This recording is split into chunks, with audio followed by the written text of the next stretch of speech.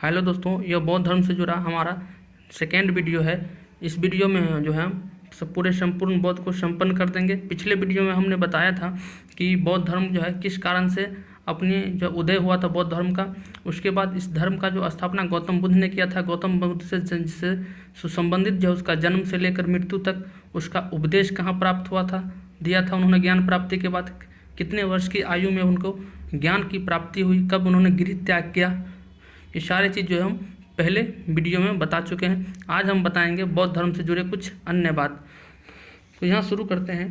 कहता है बौद्ध धर्म जो है वह अनात्मावादी था। बौद्ध धर्म जो है वह अनात्मावादी था, यानी कि यह आत्मा में विश्वास नहीं करता था, पुनर्जन्म में विश्वास करता था। बौद्ध धर्म जो था वह पुनर्जन्म में विश्वास करता था। ये तो आत्मा में विश्वास नहीं करता था, लेकिन ये जो है पुनर्जन्म में विश्वास करता था। वर्ण व्यवस्था एवं जाति व्यवस्था का जो है विरोधी था। इसी कारण तो यह जो है हिंदू धर्म से अलग हुआ। हिंदू धर्म में जो बौद्ध जाति व्यवस्था वर्ण व्यवस्था व्याप्त था, इसी कारण इसने इस धर्म से जो है अलग होकर बौद्ध धर्म की स्थापना किया और वर्ण व्यवस्था एवं जाति व्यवस्था का जो है विरोध किया। कहते हैं बौद्ध की मृत्यु एवं जन्म जो है वह जो है बौद्ध धर्म की जो मृत्यु और जन्म है वह वो चीनी परंपरा के कैंटोन अभिलेख के आधार पर जो है निश्चित किया गया है।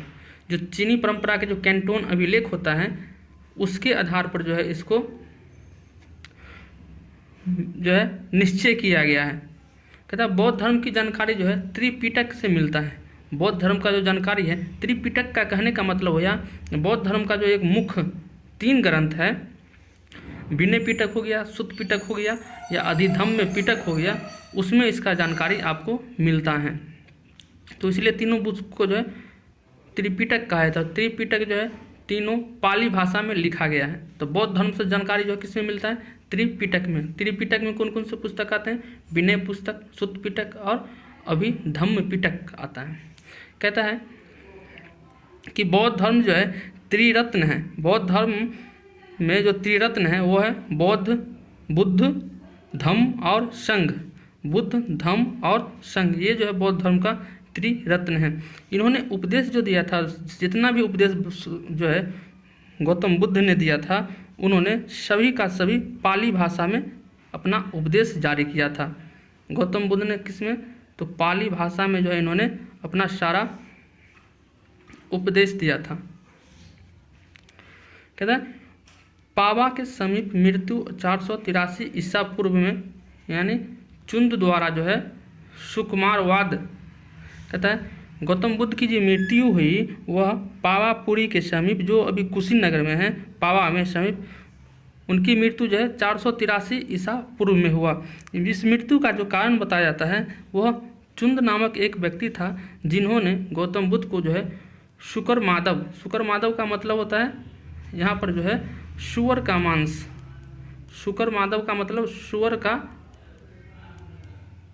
मांस जो है खिला दिया था, जिसके कारण जो है इनको बेचैनी हुई और उन्होंने अपनी वैशाख पूर्णिमा के दिन जो 80 वर्ष की आयु में मृत्यु हो गई। इनके मृत्यु को जो है महापरिनिर्वाण कहा जाता है।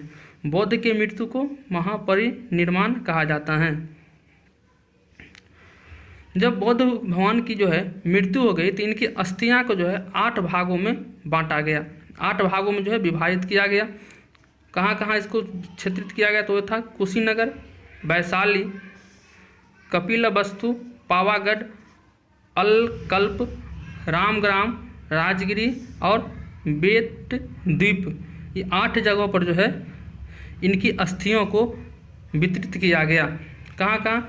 तो है पहला कुशीनगर, वैशाली, कपिलवस्तु, पावागढ़, अलकल्प, रामग्राम, राजगिरी और बेट द्वीप। इन 8 जगहों पर जो है भगवान बुद्ध की मृत्यु के बाद इनकी अस्थियों को वितरित किया गया।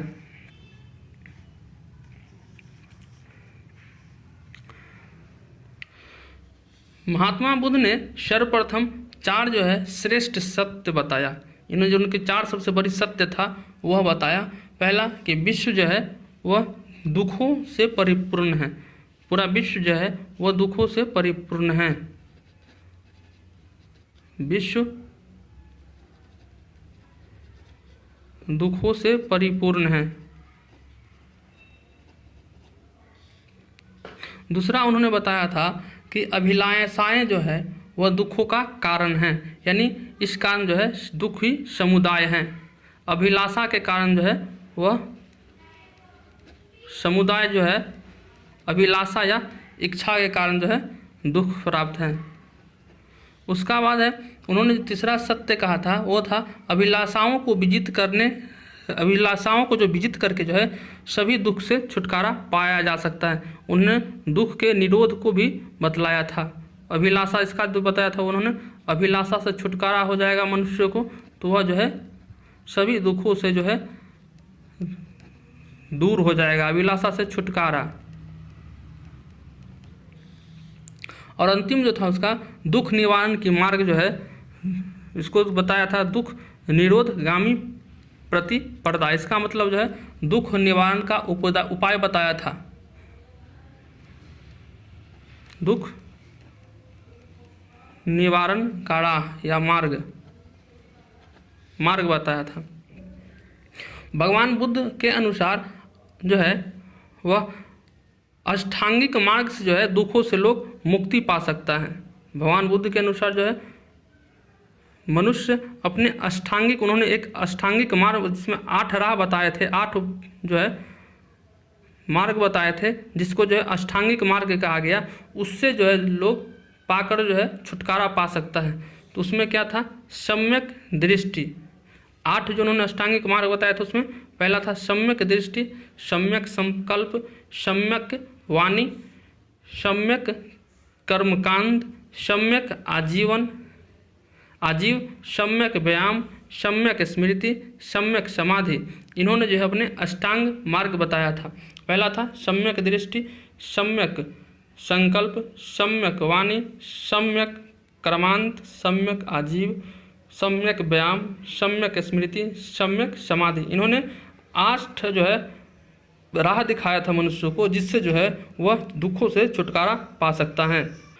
अगर इस अष्टांग मार्ग को जो है अगर हिंदी में देखें तो सम्यक दृष्टि का मतलब होता है कि मनुष्य को जो है सही अवलोकन करना चाहिए। सम्यक संकल्प का मतलब है सही निर्धारण करना चाहिए, अपने लक्ष्य का जो है सही निर्धारण। सम्यक का मतलब होता है सही, यानी सही संकल्प, आपको सही निर्णय निर्धारण करना है। सम्यक वाणी यानी सही भाषा का प्रयोग करें। सम्यक कर्मांत यानी सही अमल करें। फिर है सम्यक आजीव यानी सही से जो है आजीविका करें, जीवन जिए। सम्यक व्यायाम यानी सम्यक सही प्रयास कीजिए। और जो है सम्यक स्मृति, सही जो है जागरूकता होना चाहिए। यही जो है उन्होंने अष्टांगिक मार्ग में बताया था। कहता बौद्ध धर्म का सिद्धांत जो है वह मध्यम मार्गी है। बौद्ध धर्म का सिद्धांत है मध्यम मार्गी, आपको बौद्ध धर्म का सिद्धांत मिलता है। बौद्ध धर्म के जो 3 ग्रंथ थे जिसे त्रिपिटक कहा था, पीछे भी बताया था कि बौद्ध धर्म की जो सारी जानकारियाँ हैं वह त्रिपिटक में मिलता है। तो त्रिपिटक जो है वह विनय पिटक, सुत्त पिटक, अभिधम्म पिटक होता है। यह बौद्धिक साहित्य के बारे में जो है बताया गया है, कौन कौन से बौद्धिक साहित्य हैं जिसमें उसमें क्या मिलता है।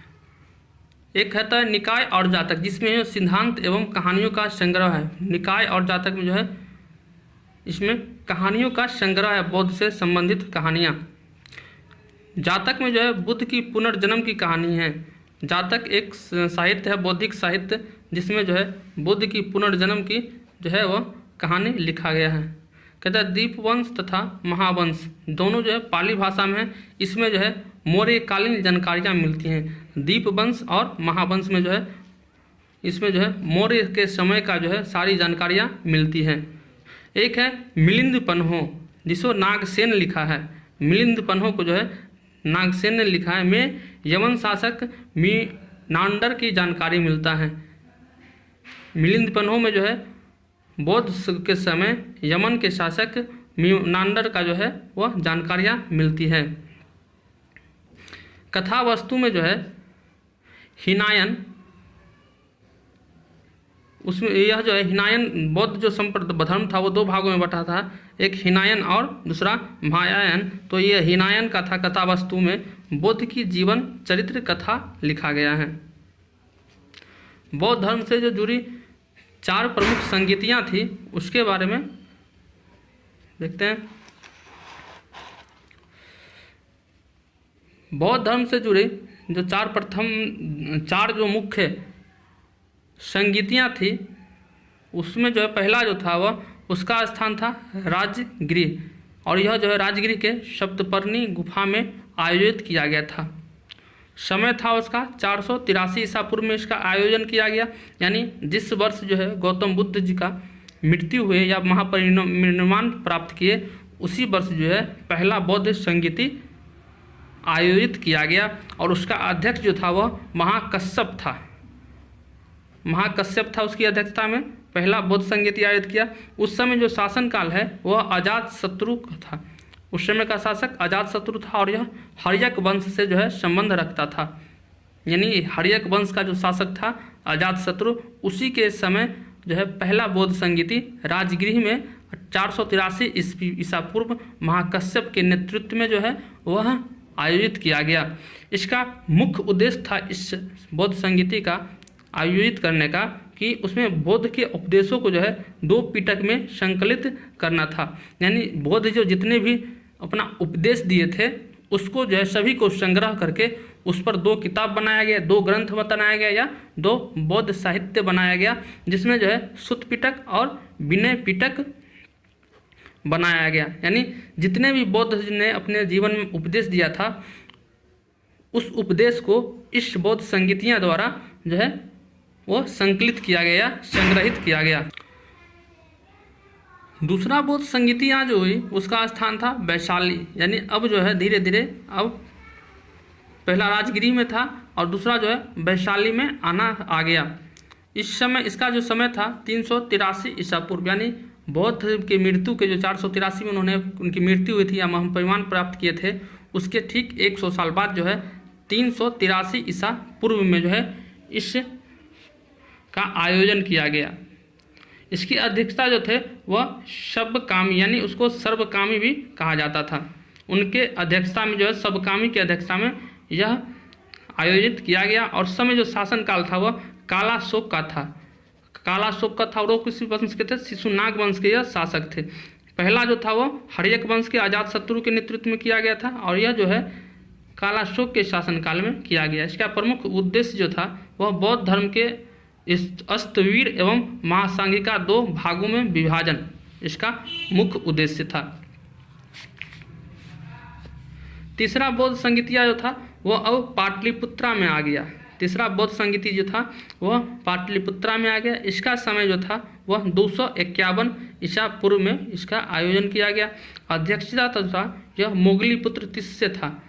इसकी किसकी अध्यक्षता है तो मोगलीपुत्र तिस्य की अध्यक्षता में तीसरा बौद्ध संगीतिया का आयोजन किया गया। उस समय शासन जो था अशोक का था, अशोक सम्राट जो मौर्य वंश के शासक थे। इसका उद्देश्य था संघ भेद विरुद्ध कठोर नियमों का प्रतिपादन एवं तीसरा पिटक अधिधम्म पिटक को जोड़ना, यानी जो था इसका उद्देश्य जो था तीसरा बौद्ध संगीतियों का वह था संघ भेद के विरुद्ध जो है कठोर नियमों को बनाना और प्रतिपादन करना, एवं तीसरा पिटक जो त्रिपिटक था जो था उसमें तीसरा पिटक जोड़ा गया, वह था जो अभिधम्म पिटक था उसको इसमें जोड़ा गया। चतुर्थ बौद्ध संगीतियाँ हैं, इसका स्थान जो था कश्मीर के कुंडल ग्राम में हुआ था। कुंडल वन में जो है चौथे बौद्ध संगीतियाँ का आयोजन किया गया था। इसका समय जो था ईसा के प्रथम शताब्दी में लगभग माना जाता है। कोई समय जो है इसका निश्चित नहीं है, लेकिन ईसा के जो है प्रथम शताब्दी में माना जाता है। इसकी अध्यक्षता जो है वसुमित्र एवं अश्वघोष ने किया था। वसुमित्र और अश्वघोष ने किया था, ये जो था उपाध्यक्ष थे। शासनकाल जो था उस समय कनिष्क जो कुषाण वंश का था। इसका प्रमुख उद्देश्य था बौद्ध धर्म के 2 संप्रदाय में विभाजन, महायान और हिनायन। 2 धर्मों में जो बौद्ध धर्म विभाजित हो गया था उसका के लिए जो है यह संगीतियाँ बुलाई गई थी।